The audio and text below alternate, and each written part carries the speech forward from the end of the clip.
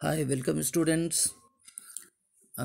ये जो डायग्राम आप देख रहे हैं 14.7 यहाँ लिखा है TCA as common metabolic pathway of carbohydrate fat and protein.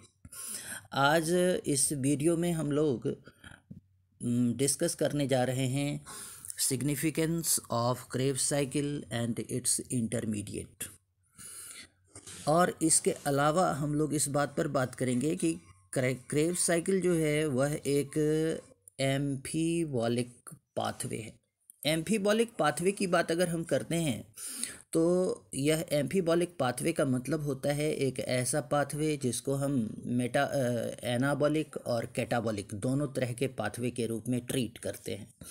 Photosynthesis previously हम लोगों ने कंप्लीट किया है और फोटोसिंथेसिस ये बताता है कि वहाँ कार्बोहाइड्रेट की जो सिंथेसिस हो रही है it is a building up process, और इसलिए हम फोटोसिंथेसिस को एनाबॉलिक रिएक्शंस के रूप में, एनाबॉलिक पाथवे के रूप में जानते हैं। जबकि रेस्पिरेशन के दरमियान, क्रेब्स साइकिल के दरमियान क्या हो रहा है कि ग्लूकोज का कंप्लीट ब्रेकडाउन हो रहा है, और इस कंप्लीट ब्रेकडाउन की वजह से ही हम इसको कैटाबॉलिक पाथवे कहते हैं। लेकिन अगर हम सिग्निफिकेंस ऑफ क्रेब्स साइकिल की बात करते हैं और उसके इंटरमीडिएट्स की बात करते हैं तो क्रेब्स साइकिल एक ऐसा मेजर पाथवे है जहाँ पर कोएंजाइम्स के रिड्यूस्ड फॉर्म की सिंथेसिस होती है और साथ ही कंट्रोल्ड एनर्जी रिलीज भी होता है ड्यूरिंग दिस रिएक्शन।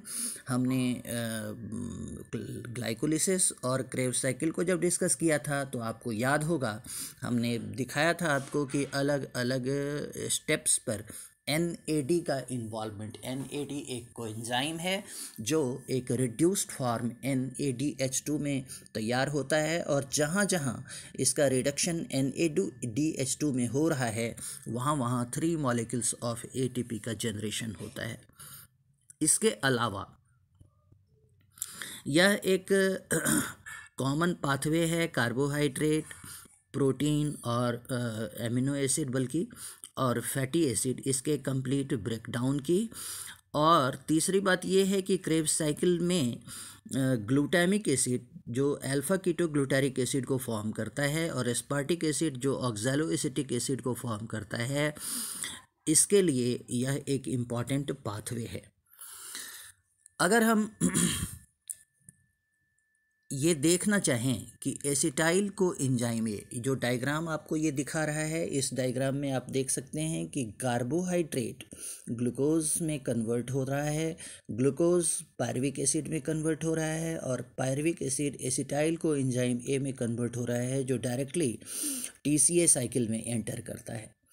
अगर हम फैट्स की बात करते हैं तो ये फैट फैटी एसिड में कन्वर्ट होता है। फैटी एसिड जो है एसिटाइल को एंजाइम ए में, और acetyl co enzyme A directly TCA cycle में एंटर करता है।